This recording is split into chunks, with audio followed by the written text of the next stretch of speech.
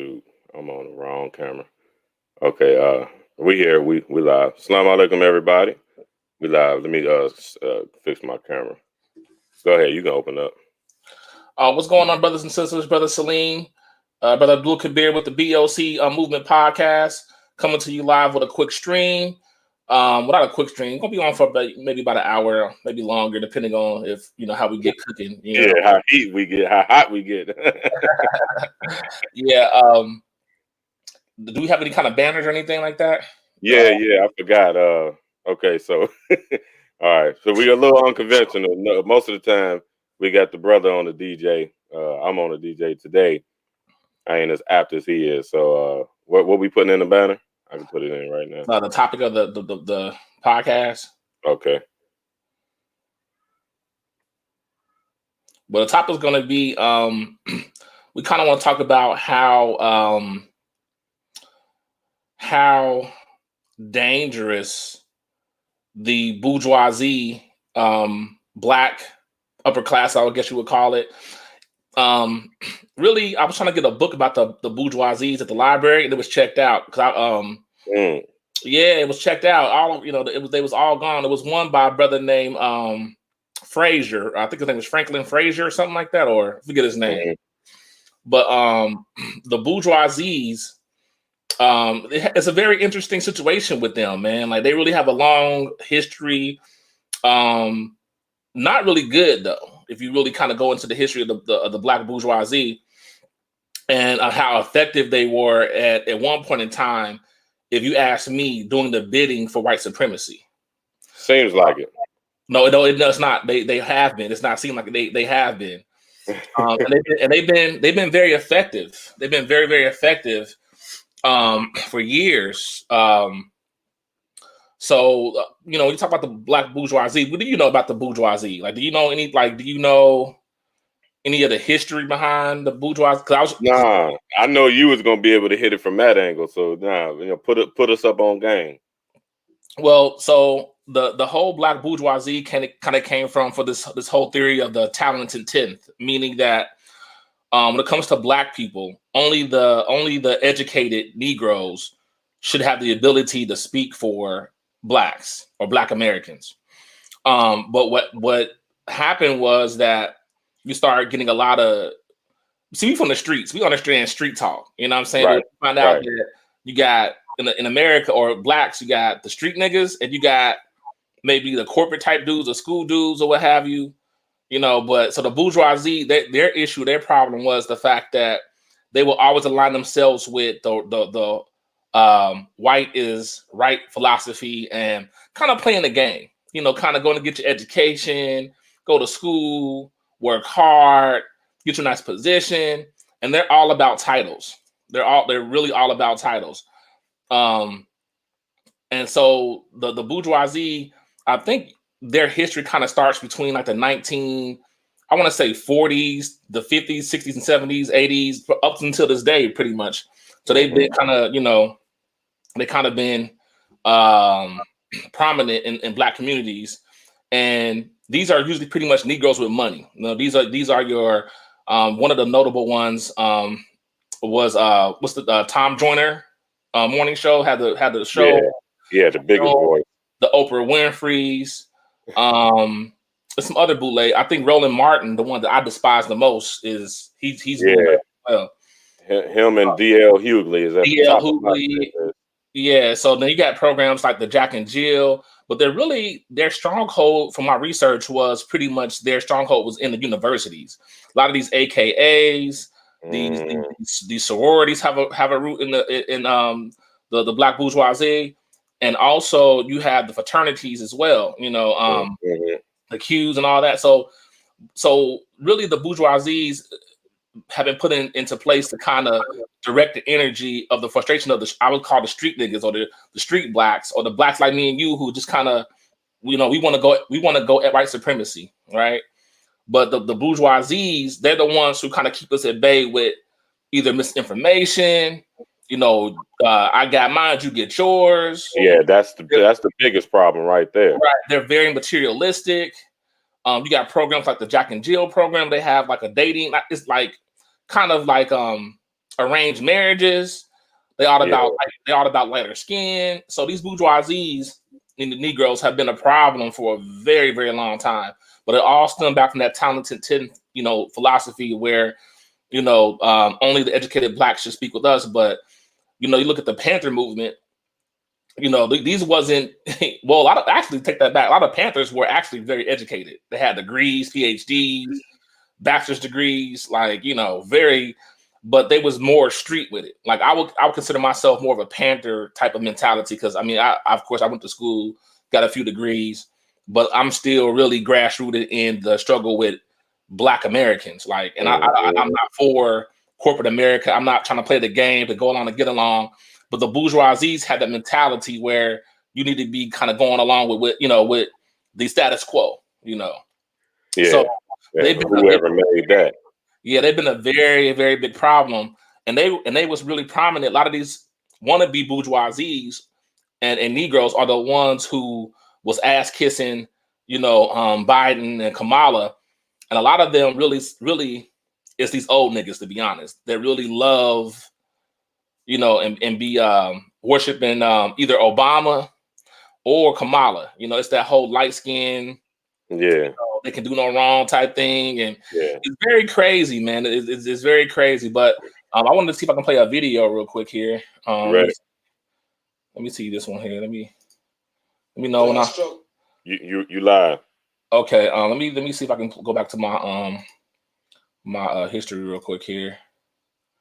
And I was playing something here. Let me see.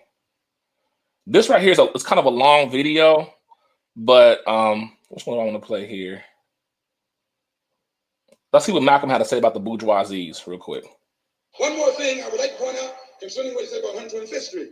We don't waste our time on 125th Street, but you can reach more people. Hold up, we can't. Hold up, can you hear me? Nah, I can hear you. It's just showing. Can you see it or you can't see it? Nah, I can't. Yeah, it's just you on the wrong tab. It's just you sharing the wrong screen. Oh, let me see. Click on when it says share. All right, when it says share, go to the tab. It's gonna show you which open tabs you have. Hit the tab that's got the video open. Yeah, I don't. Well, it says here, I got 3 tabs: either your entire screen, application window, or Chrome tab. What you running that off of YouTube, right? Yeah, I'm on YouTube. It's probably Chrome tabs. Oh, okay. That better? Yes, sir. Okay. All right, you live. One thing I would like to point out concerning what he said about 125th Street. We don't waste our time on 125th Street, but you can reach more people in the street who want to change than you can in the bourgeoisie society, the bourgeoisie church, and the bourgeoisie circles. Our program is direct. Brother, can you hear me? Woo, he getting in it. Right, and this for all the people who be having Malcolm name in their mouth. You know what I'm saying? They just like to throw Malcolm and Martin in the same sentence because they know they both was great. But a lot of these people who be having Malcolm name in their mouth, man, they don't really know what he stand for. They never listened to these speeches before. But yeah, Brother, it's loud and clear, man. Can you hear me? It's loud and clear. Okay. No, can you hear me? I want to say something. I just want to try. Yeah. Oh, I'm sorry. I'm responding to you. Okay, I'm sorry. I can't. I'm kind of thrown off a little bit, but no. But Malcolm made a good point of going back to what I was saying. How you look better. Kind of. He was more so grassroots, right? Like he was more so grassroots with it. But I missed my point. But let me play the video. It'll come back. It's okay. Play it back. Hold on, let me play that back. One more thing I would like to point out concerning what he said about 125th Street. We don't waste our time on 125th Street, but you can reach more people in the street who want to change than you can in the bourgeoisie society. Right. So that point. So, it's pretty much saying, hey, man, I'm going to try to appeal to the street cats, the people in the streets. They're the ones who need, the message of Islam or message of, change revolutionary is best, is more powerful on the street level or the Negroes who ain't in the churches. You know what I'm saying? or in the masjids, because I've met some bourgeoisie Muslims too. You know what I'm saying? Yeah. Yeah, I've met some bourgeoisie Muslims. It's the War of Deen Muhammad community. It's Right. them. You know what I'm saying? Yeah, it's that they are like the Christian version of the Muslims. Right. I'm just gonna say it. You know, I've been at it with them brothers for a long time, and I love them. They mean well. They just don't know no better, so they can't do no better.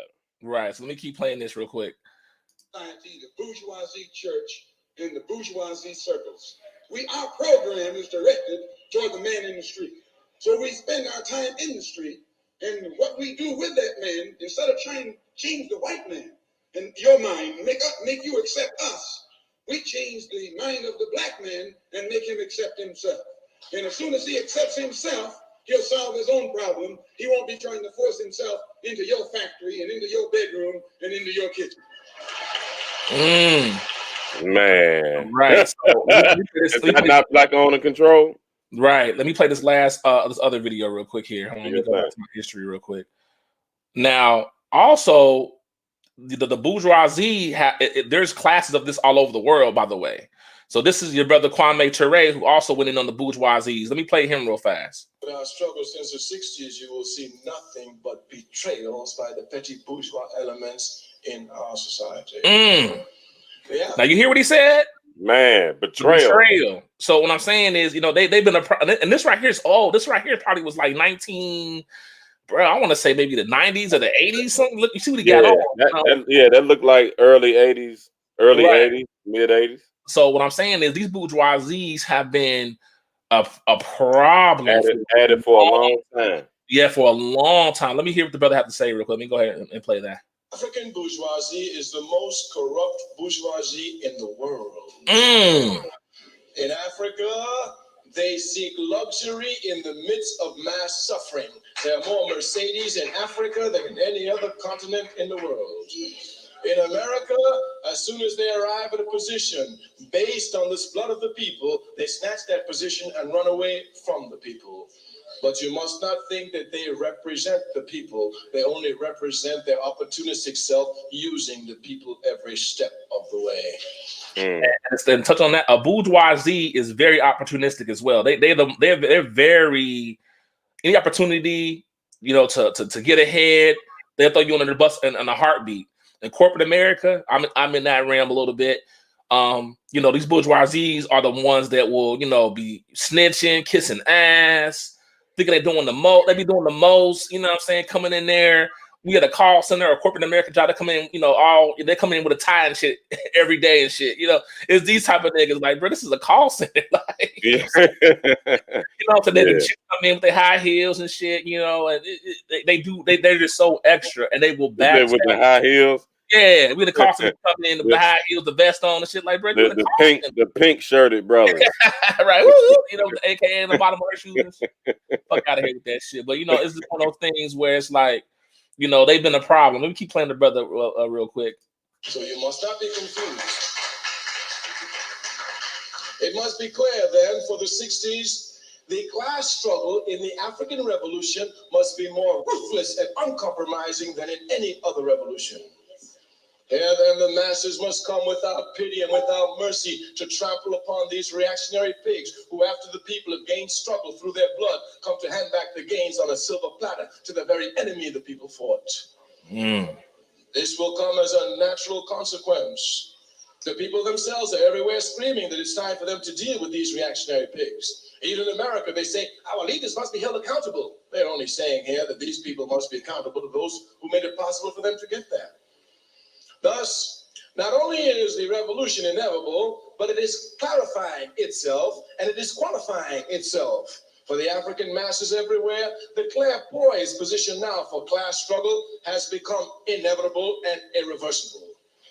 The petty bourgeoisie everywhere will be running for cover, but the masses will spare them not. Yeah, buddy. So pretty much, you know, after they're done doing the white supremacists, you know, bidding, they're next on the block, and that's what's happening now. But I'm gonna play another video that's a little bit longer, but this is more of a recent video of some brother I found that he broke it down so beautifully, and he was well spoken. I'm gonna play him But his video is 15 minutes long, but I'm gonna try to play a little bit of it maybe, and then we can kind of continue the conversation. But I want to lay the groundwork to understand pretty much who the bourgeoisies are and how they've been undermining, Black progress for a while, although they appear to be a symbol of Black progress, and they're really not though. They're very weak-minded. They're not deep at all. They're they're simpletons, to be honest with you. They're simple. You know what I'm saying? But let me keep playing this, and let me get to this last video after this, and then we go back to the live view. Who have dedicated our lives to the people's struggle, we, who knowing that the people will always be free, we, understanding that we must make a contribution to qualify our struggle since the 60s, have been dedicating all our energies to only one task, the organization of the masses of our people. The organization of the masses of our people. We are not running for mayor. We're not running for president. No changes can come from the top down. We're not stupid. Changes can only come from the bottom up. The masses and the masses alone can make them. If you want to learn something from the 60s, the lesson is simple. Organize the masses of the people. Thank you. Right. You know what I'm saying? So, it has to come from the grassroots. And what's happening now with the new Black media, we have been very, very effective. Let me play this other video real quick here.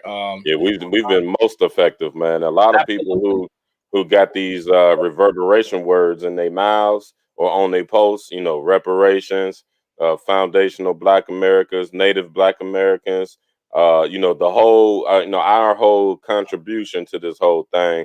We actually, and honestly, even though Joe Biden is doing a terrible job at repairing the Black community of his damages, I believe that, I know that his team is paying attention to Black media. They listening to Dr. Watson. They listening to Dr. Claude Anderson. They listening to Tariq Nasheed. They listening to Yvette Carnell. They hearing tone talks. They listening, and our sacrifices are directly contributing to all these little scraps that he's throwing off his table. Because he is doing more than any other president ever did for the Black community, but still is scraps. Right.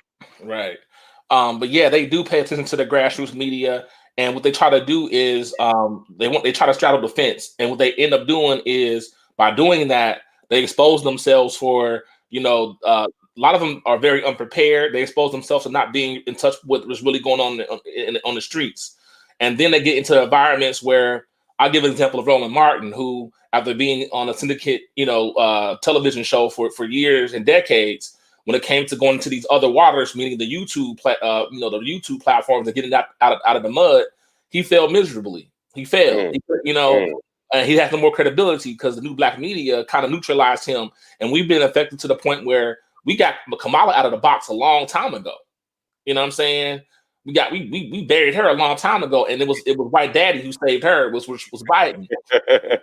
What I'm saying is that they end up trying to play both sides of the coin.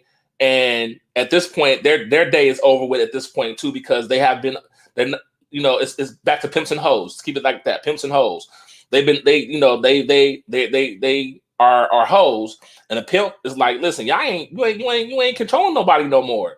You don't let the new grassroots media or Black media is growing. They got followers, they got influence. It's not a little thing. And I'm gonna play this video and I'm gonna show one more thing on YouTube real quick. I want to show you some numbers real quick here, and then we continue. But look at this video here. Peace be unto you. I've been watching communities. Now his sound quality is not all that good. Can you hear that? I can hear it. It is a little bit low, but I can hear it. I don't know what he was using for his microphone, but this was recorded like about 6 months ago. But this is the guy right here, the Dr. Franklin Frazier, with the book I was telling you about that I was trying to check out at the library. It was all checked out. But but this brother here, wherever I have traveled, especially throughout the state of California, and going into and observing various university settings, business settings, or just small businesses in Los Angeles and in the Oakland, San Francisco Bay Area.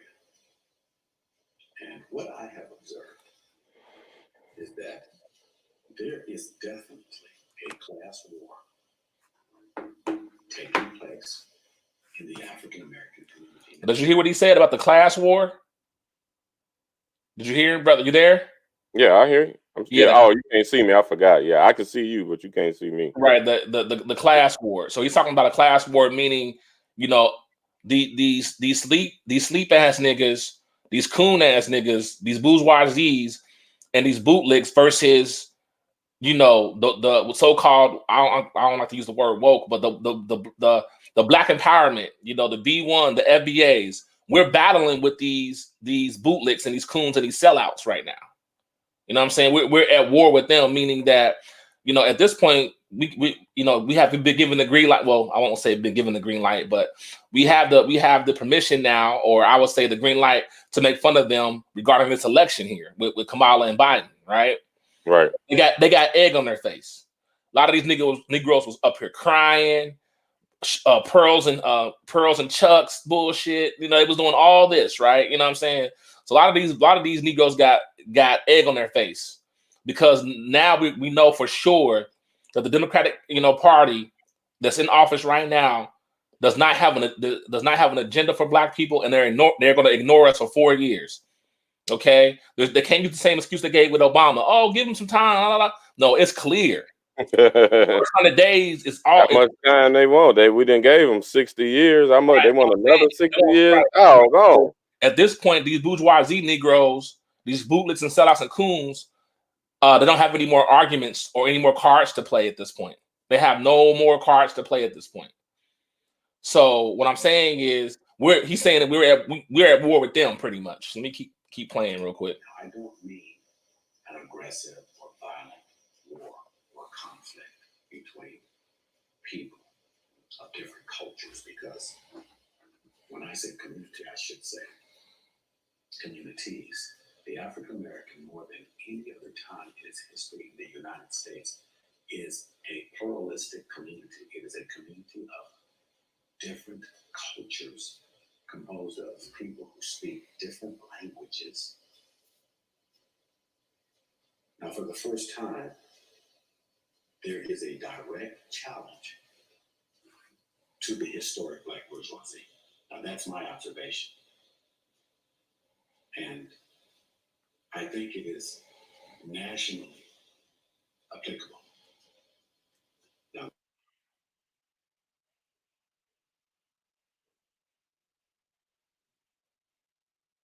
It stopped.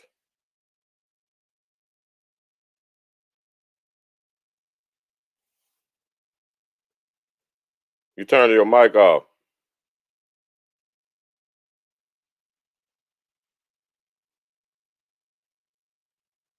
Your mic is off.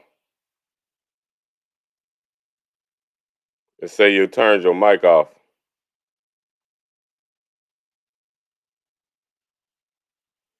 Check your mic. Go to the settings and check your mic.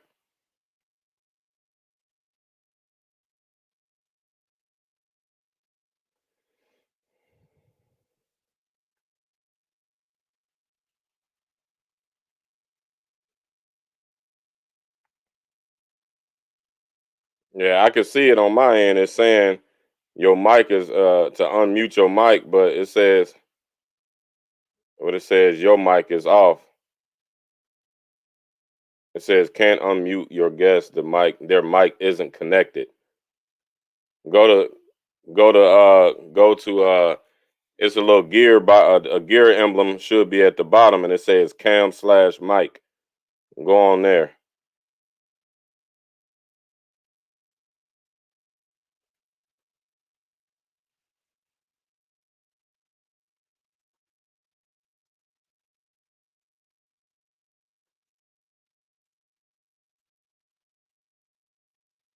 Say something.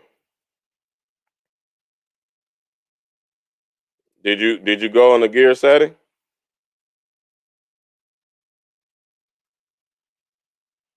All right. Well, do this.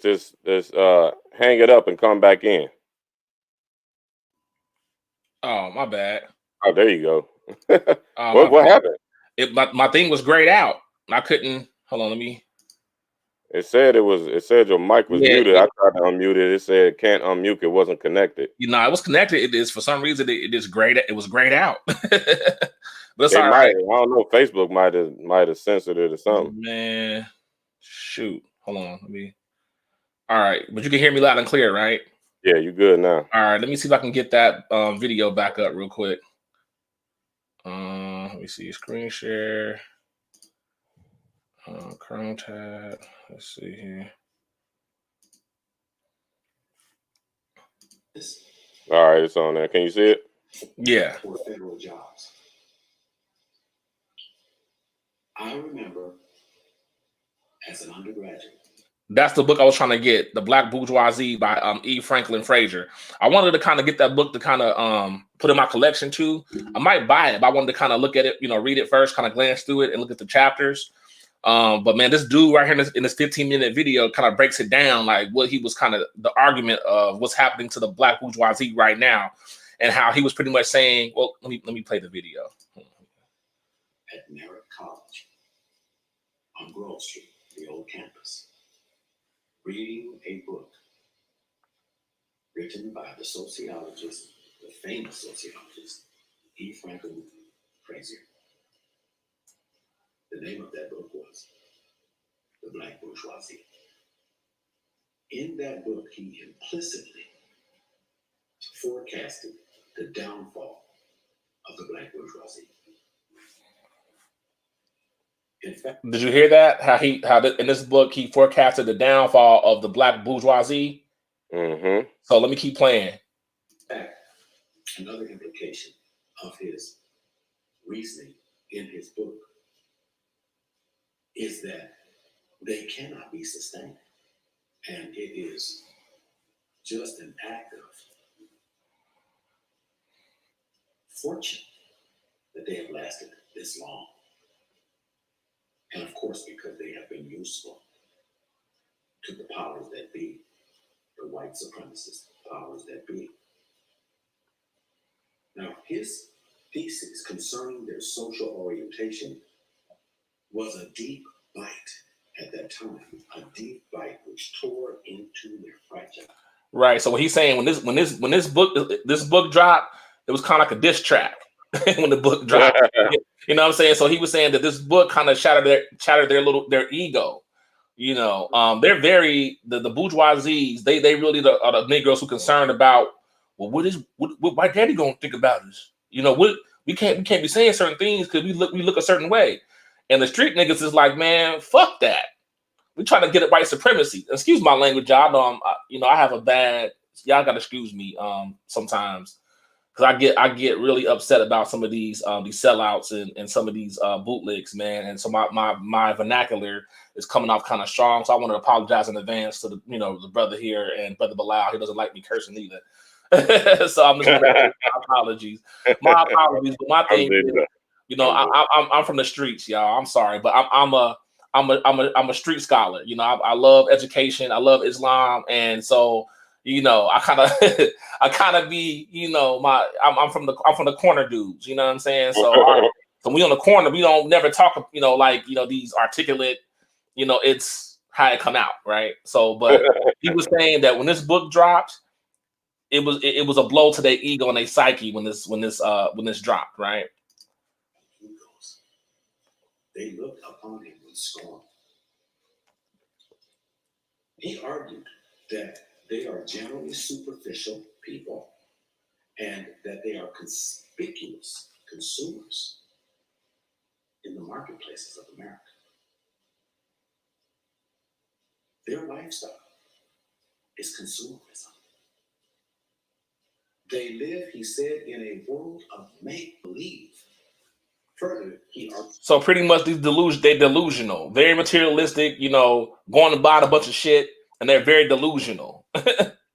very delusional about the struggle and what's happening with their people. You know what I mean? So that they wallow within the context of a culture not birthed by their own powers, their own creative sentiments. But so pretty much they're not builders. You know, like if you look at any of the new black media, the Jason Blacks or the Tariq Nasheeds, you know, these people have been able to build, these brothers, I mean, build their own platforms, monetize it, beautiful content. Okay, the bourgeoisies can't do nothing without the you know the mainstream media giving them the bone. Meaning they got to be on, you know, TV One, Madame Noir. They got to be on BET. You know, they got to be on these programs, and they clamor for jobs at these programs. Okay, so they don't have they're not creatives. They're not you know the get out the mud type of people. You know what I'm saying? They really are leeches. You know, so. Or I would say opportunists. I wouldn't say leeches, but opportunists in the sense of they can't create nothing. They steal all the time. You know, they any kind of talking points. We know that the talking points that you know you hear the new black media say. You would hear some of these bourgeoisie Negroes on some of these other platforms saying the same thing. Actually, if you want to really be honest, the word white supremacy wasn't really being used that much until Tariq Nasheed was using it. Now now we can say it. But it's just it is what it is. We say it now, but it used to be a time when you couldn't even say white supremacy. You could, bro, don't say that, bro. Don't say that. You know, say something else. Now we calling that what it is: straight up, uncut white supremacy and white supremacists who are doing things to harm and target black people.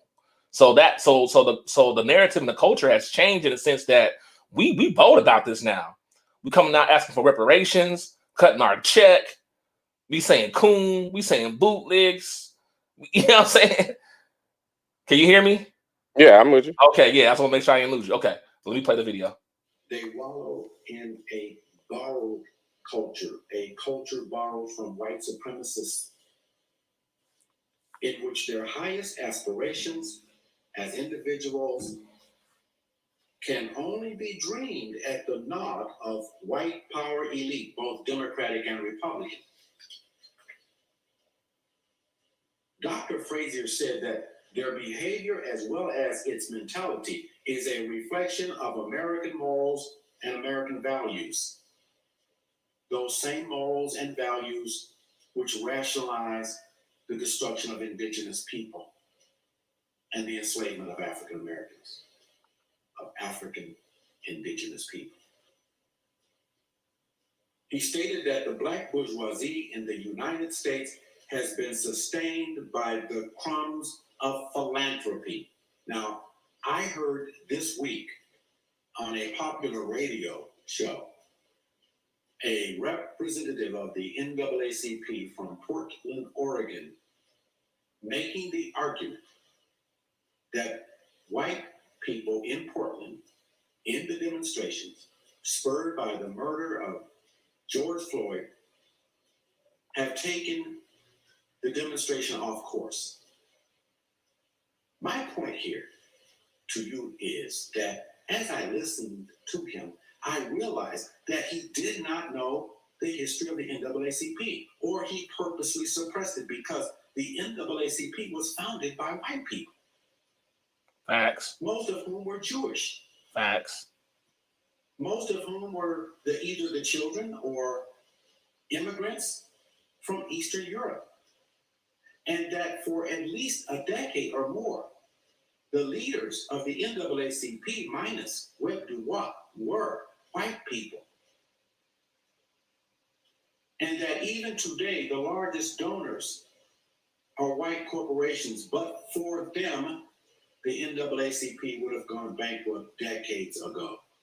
He failed to acknowledge that white people were engaged and are engaged in the activities of the NAACP. So I felt his whole argument was very, very hypocritical.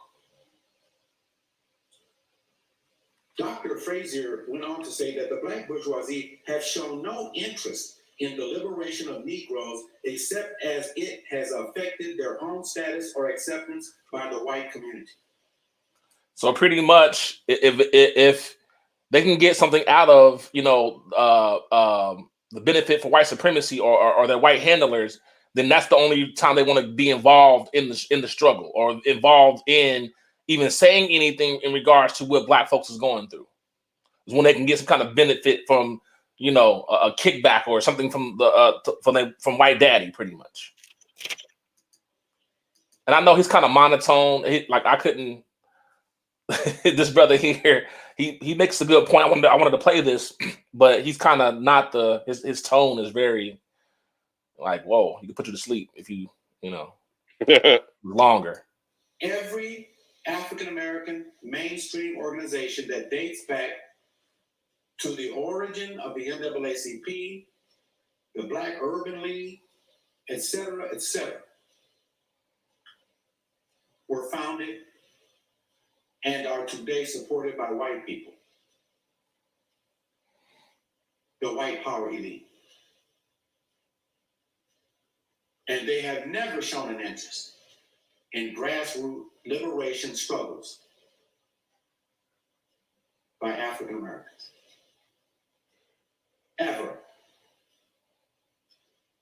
And many of them did not support Dr. Martin Luther King. Well, let's talk about that for a second. So good point.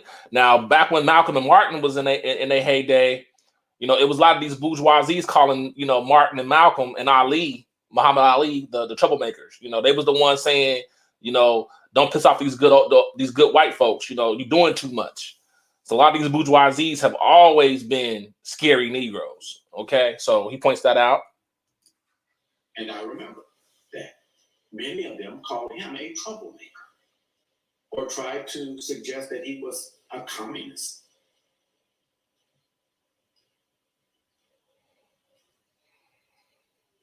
Dr. Frazier, like the great trumpet player Louis Armstrong, when he was writing that book, didn't stop to take a breath between notes, between words, in order to pierce the veil of their illusory place in our social hierarchy and, in fact, in our history. He says of them that they scorned Marcus Garvey, that they show no interest in the Negro Renaissance of the 30s and 40s and 50s on the East Coast. So pretty much they wasn't for it. They wasn't for the BOC pretty much, Black Owner Control. They was never for that. And anybody that came along that was we consider a messiah of that time, that was bringing that that Black empowerment, they was never for it. Okay, like they was always the anti progression, or if you wanted to get free from off the plantation, they was the ones who always had a problem with it. Let's be careful now. Like, these chucking and jiving ass Negroes, they kill me. I swear they kill me, man. He said that they want to forget the Negro past. They don't want to identify with slavery. Right, and these are the same. The bourgeoisie Negroes are the same ones, but that was a long time ago, man. We got to stop, reliving the past and look for the future. But I'm looking like, nah, we're never gonna forget that, slavery and what happened to our people. We're never gonna forget that. And if us replaying that is a problem, then go somewhere else. You know what I'm saying? Before we deal with you, is this like that? But they're the ones who always have a problem with, man, y'all been talking about slavery, man. That's back in the past, man. We don't moved on. Those are these type of Negroes, the Black bourgeoisie. Many of them claim that their ancestry dates to free people, not slaves. So they don't want to identify with the 98% of people of African descent who trace their lineage to suffering and death and oppression, degradation, dehumanization. He states that the Black bourgeoisie suffer from nothingness. Emphasis on the word nothingness, that inner emptiness. Because when Negroes attain middle class, he argued, when they get that middle class status, their lives generally lose both content and significance. So this is what happens to some of our entertainers, you know, our black men and women who get money. You know, you get $1 million from playing, you know, throwing a basketball in the hoop or running a football or something like that, and all of a sudden, you know, it just changes you. You know, you forget about the struggle. Damon Wayans got a good a joke when they said, you know, I'm about to find that video with Damon Wayans when he was asked, you know, about when they got, you know, $13 million, and they asked, you know, put a camera in his face or a mic in his, you know, face and asked, you know, what about slavery? And he said, if it is some slavery, I ain't seen it. I ain't, you know, it's something to that degree, you know. But it's the same thing with some of these athletes and these entertainers who get this money. You know, they start to think that, you know, the shit ain't real no more. You know. I said that there is a class war in the black community. You won't hear any strange sounds or screaming. It's not that kind of war. Now, I'm telling you that it will not be won by the black bourgeoisie. The economist and famous sociologist Vilfredo Pareto stated in one of his classes, The Rise and Fall of Elites, that, and I quote, "The history of man is the history of the continuous replacement of elites. As one ascends, another declines," end quote. They are continually fighting to displace one another, to have control of the levers of power, to enrich themselves. One's position in American society cannot be sustained without foresight and power. The black bourgeoisie has no power nor foresight. They never have. But now they are faced with a black elite that does have power. They are those who have no historic ties to slavery here in the United States. No sentimental connections, no popular feelings. And it's almost finished, y'all. But towards the end, he makes a very good point. I want to play this real quick, y'all. I'm sorry, he kind of a little long-winded, and but give me a few more minutes. The African American community, and I'm not saying they're bad for not having that connection. I'm just saying that it is what it is. Now, their advantage is that they have many cultural facets of power. See, power can be said in many ways.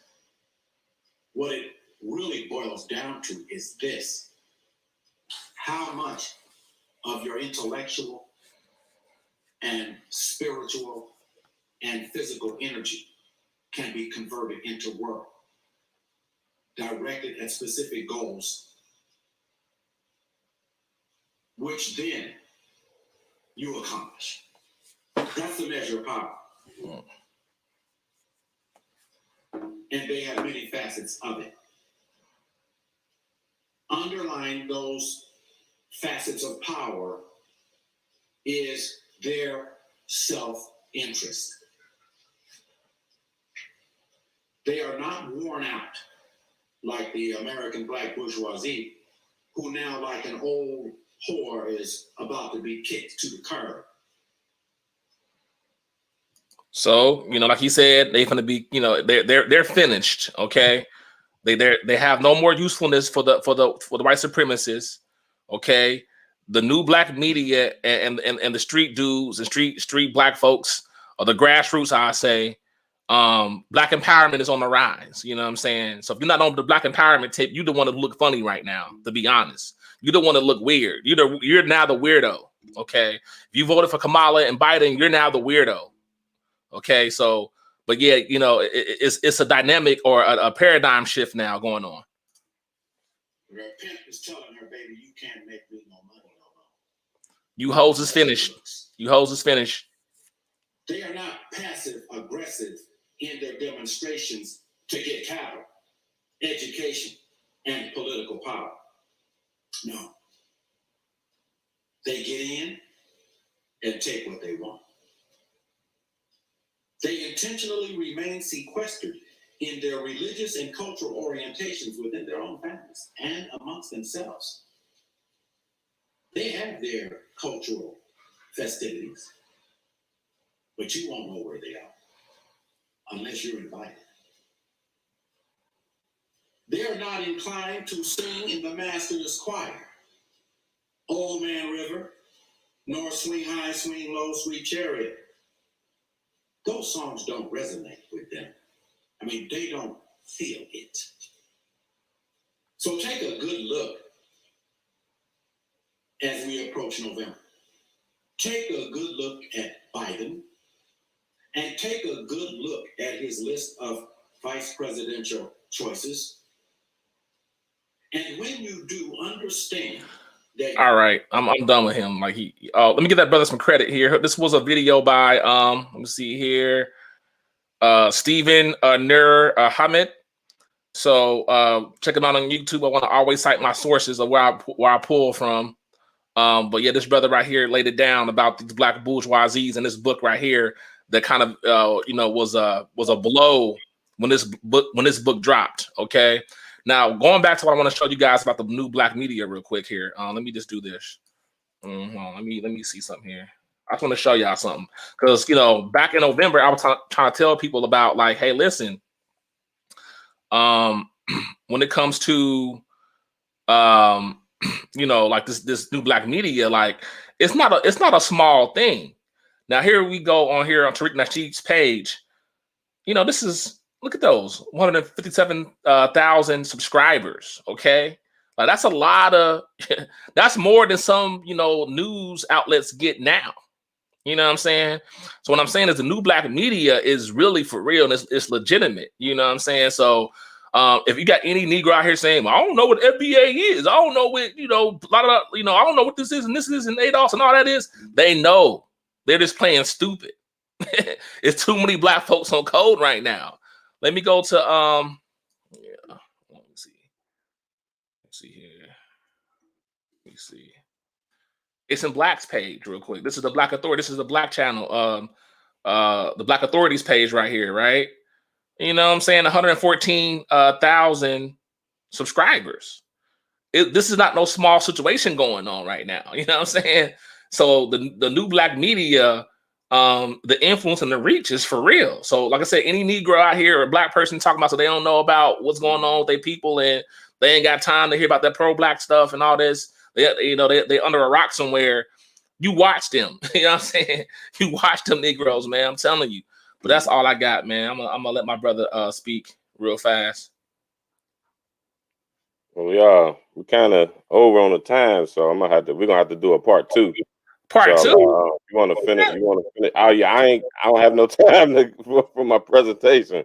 We already at 50 minutes. We had an hour, so you can finish out. I'm good. We'll come back and do a part 2, inshallah. We do the part 2 probably in a couple days.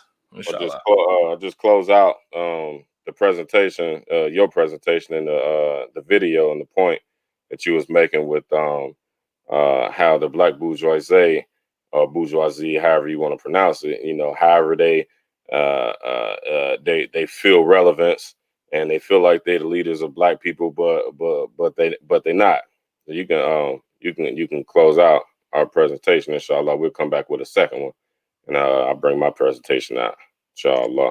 Well, I mean, I kind of prove. I just wanted to lay my argument down. The bourgeoisie, pretty much to conclude, is they're losing their power. The new black media, that's the relevant news source for black folks. Yeah, they don't have any credibility. They ain't not here in these. They ain't not here in these streets. They can't come around. You can't show your face. It's this like that. It's this going back to the biggest point. Yeah, that's, you can't. That's the biggest point. Like they have no connection with the people at the grassroots level. Exactly. So my thing is, I mean, at this point, as a black person, you have to make a decision on, where you want to be in this whole scheme of things when it comes to your people. How do you feel about your people? Do you revere and love your people? Do you understand what's going on with your people? Religion aside for a second, so that's all I got, man. I'm not gonna stay here too long. That video is kind of long. I didn't want to really play it, but he made some good points about the bourgeoisie. And I think we should have a book club, man. Reading some not only Quranic and Islamic stuff, but also some stuff on just kind of other material like that book, The Black Bourgeoisie, by Franklin Frazier. I I want think to. it'd be good if we just have segments on on maybe an outline of some of the good material in those chapters. We can start doing that, because the people ain't gonna read. They ain't gonna Right. I like videos too, man. Kind of because it's kind of easy, but reading, you have to keep that reading, ikra. You got to keep that reading up, man. It's very important. And reading is one word will lead you to a whole research in and of itself. When you're looking at a sentence and then a paragraph and then it's a word that you need to understand all the way around the board, the background, the etymology of the word, all the different contexts that the word can convey in relation with that particular paragraph, so you can walk away with a proper understanding. So that's why reading is always. That's why I made that post I made. It was like, man, I gave all my books to the brothers in the joint. I should have brought them home with me, man, and be passing that out. I feel like the brothers needed it the most, because they got to prison because they quote unquote had some social problems or whatever. But honestly, wallahi ta'ala, I see more social problems out here in the broader society than I do with the brothers in there. Wow. All my best friends and the individuals that I know that I'm the closest to right now are brothers that I met in the joint. That's a real situation. Because it really ain't room for a person to be selfish, for a person to be arrogant, to be surviving. Everybody's surviving. Right. And that one dude is very, very, very little. And that one dude that's going around trying to take too much out of that very little, everybody go against it. Bloods, Crips, GDs, heartless felons, Muslims, Christians, everybody go against that guy or those group of individuals. And there is an understanding in the joint that it's us against them, which is an understanding we don't have out here. We don't have exactly us against them. It's like, hey, when they think it's us against them, but the us is the black bourgeoisie working with the status quo the power to be against us. Right. Which is the topic of this series right here. How they are in the way. They all the way in the way. And I'm gonna come from inshallah, when we do a part 2, I'm gonna come from the entertainer, the rapper / athlete aspect of it. Good, because that's we real caught up in that. The rapper, the singers, and all of that. We real caught up in that. And you see, Joe Biden exploited it. He exploited the day of the election. And he released a battle rap. Oh yeah, I was so mad.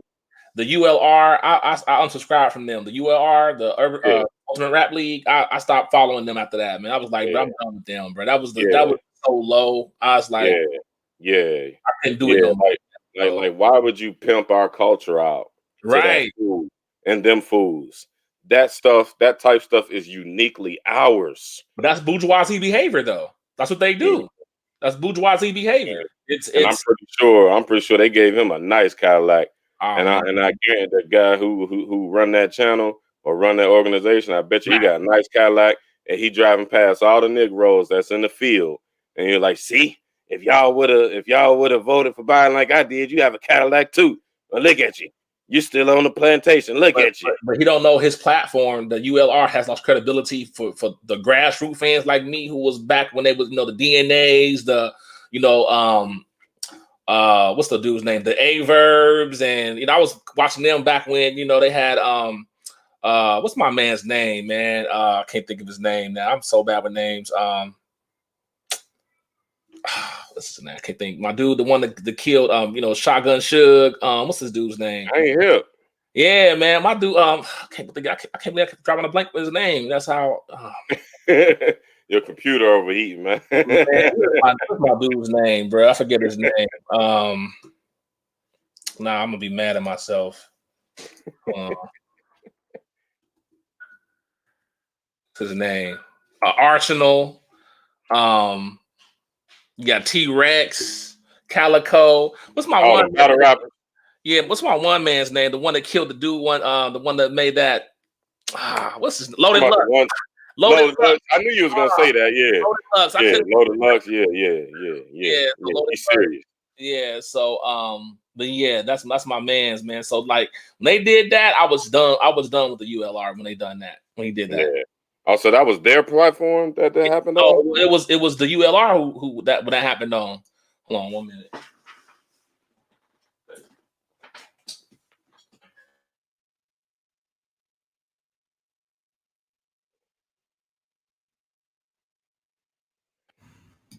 Computer's getting ready to go dead. Yeah. Oh, Yeah, so but yeah, when they did that, I was very disappointed when they did that, man. Like it was the ultimate sellout. Like, like yeah. you ever see And somebody with a good brand, you know, and they just kind of just gave it all up to the white supremacists. Like, man, like your brand, you just built it and you just gave it over. It's like having a best-selling book that you put your heart in. It's grassroots. It's like Tariq Nasheed giving up Hidden Colors to giving up Hidden Colors. Hollywood. Yeah, it's giving it up to BET. Yeah. That's what it felt like. Like, ugh, like you just ruined, you just messed it all up. Like I don't even want to even watch this shit. That was the stank that was on the headline of Lil Wayne selling his last. Catalog. Yeah. So his life's work. That was history. That was history. What he did and what Baby did, man, that was history, man. I still love the old Cash Money stuff. I still listen Yeah, to it. because they was independent. Them and Master P and Uncle Luke, that was it. And Jay Prince, them were the only independent cats in the game back then. They were the only ones that did it. That's history, man. That's history. Everything that they was supposed to say that they wasn't supposed to do, they did it. And they did it the way that black folks do it. You know, they kept it all the way gutter and gave a lens and put a voice on the individuals that come from the projects and come from oppressed places like New Orleans. That's history, man. They weren't coming, and wasn't nobody universal and all them. They weren't checking for them. Hold on, Aubrey Wells in the chat said, page 31. By 1840, the Cincinnati Free Negroes in Cincinnati, Ohio, had accumulated 228,000 in real estate. Wow! I see. I gotta get that book, man. I want to read that book. So Cincinnati got a history of those bourgeoisies and progressive Negroes down there. You know. Well, this probably gonna be a 3, 4, 5-part series because we gotta go. This is this go into that whole idea of us versus them and who's really black and who's really not and who really has our interests and who really doesn't. And I guess I'll close out with, like Malcolm said, the revolution will not be televised. And if y'all don't know what that means, just like the brother said in that book, that it's not going to come from the top down. That's right. It's impossible. It's impossible for it to come from the top down.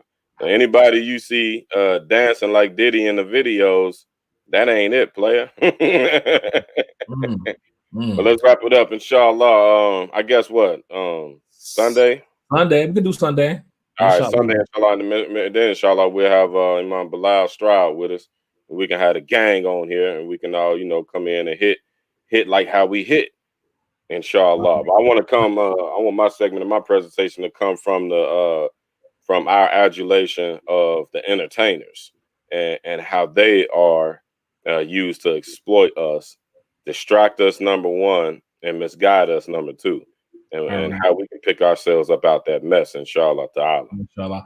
Okay, and then also you can find us at the BOC movement on Facebook, and also the Gmail, the BOC movement at gmail.com. I can't post my things up right now.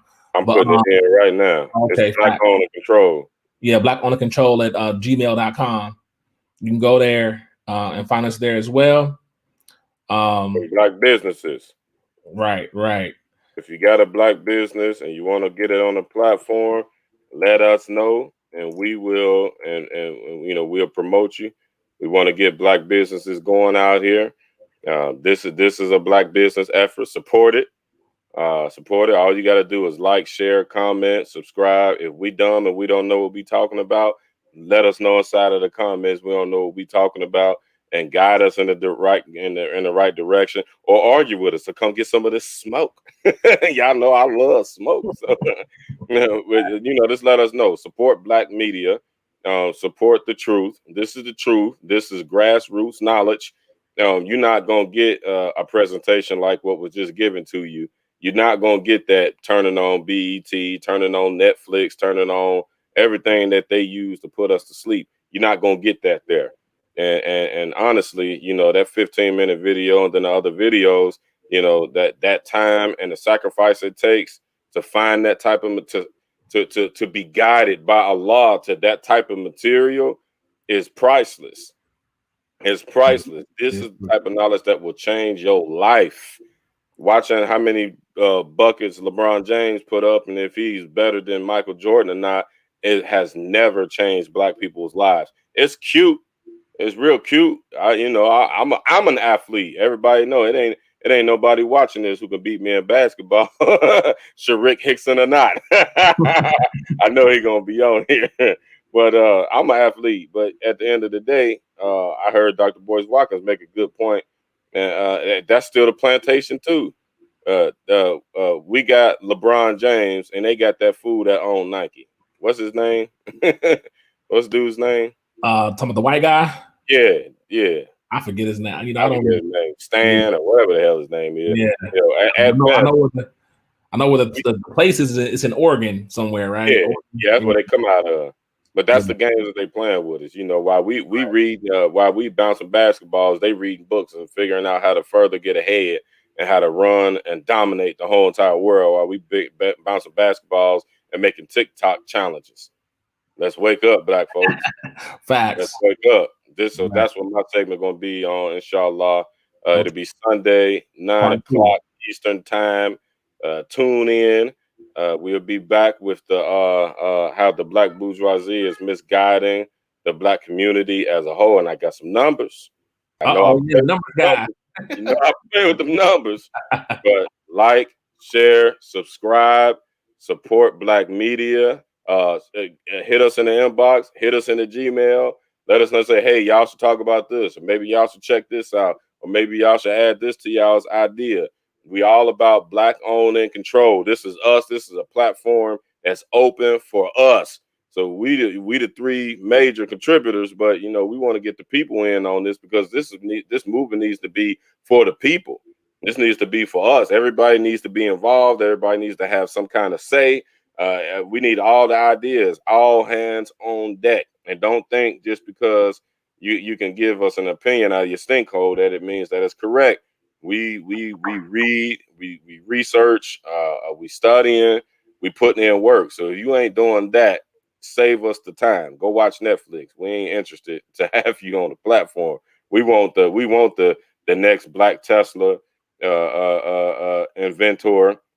We want the next Black NBA BNBA owner. We want the next Black BNFL owner. We want these oriented people. We ain't interested in the twerk contest on Washington for Martin Luther King Day. We're not interested. They can, hey, Joe Biden can have them. Joe Biden can have them. I seen that. I thought that was fake. I thought that was fake. I've been seeing it for like 2 weeks. I didn't think that was real. I said, they ain't no way in hell they pimping us like that. Yeah. And you mean to tell me Black Lives Matter organized that? I'm declaring it right now. If you wear another Black Lives Matter shirt or Black Lives Matter coronavirus mask, you are a house N-E-E-R-O. Hold on. I see people here in Georgia with those masks on that says "Good Trouble" by that one dude. It says "Good." I see people walking off those masks on. Good Trouble. I don't even say nothing. All y'all who don't know what that's about, the KKK created that slogan for Black people: "Vote or die." They walked around, terrorized Black people, and they drugged Black people out of their homes in Tennessee and drugged them to the polls to make them vote for Democrats. So for real, you're a sucker if you're a Democrat, because that's the way that you became a Democrat. I'm talking about the one KKK came and told you vote or die. And then next you got this fool Puff Daddy walking around with $500 million talking about vote or die. No, I'm talking about the slogan that says "Good Trouble" by that dude, Yeah. that civil rights leader. What's his name? I'm bad at names. I forget his name. Not Louis Gates. The guy that got beat on the bridge. I got beat on that bridge in Selma. That nigga. Oh yeah, John. Yeah, John. Yeah. John, the bald cat. He just died Right. not too long ago. Yeah, Right. yeah. His that nobody. John Lewis, I believe Yeah, his John name Lewis, was. something like John that. Lewis, I think. He was like the Wow. last person that was alive that knew Martin Luther King or something like Right. that. No, it be people with those masks on walking around there that says walking around with the mask that says "Good Trouble" on it. Like I'm like, you Spreading know like that on? Like, Lord have mercy. You don't even we're understand. gonna get them together. That's what we here for. All right, man. Well, I'm gonna All let right, you know. inshallah. I'm gonna let something like them, and we be back with part 2 on Sunday, inshallah. Inshallah ta'ala. Assalamu alaikum wa rahmatullahi wa barakatuh.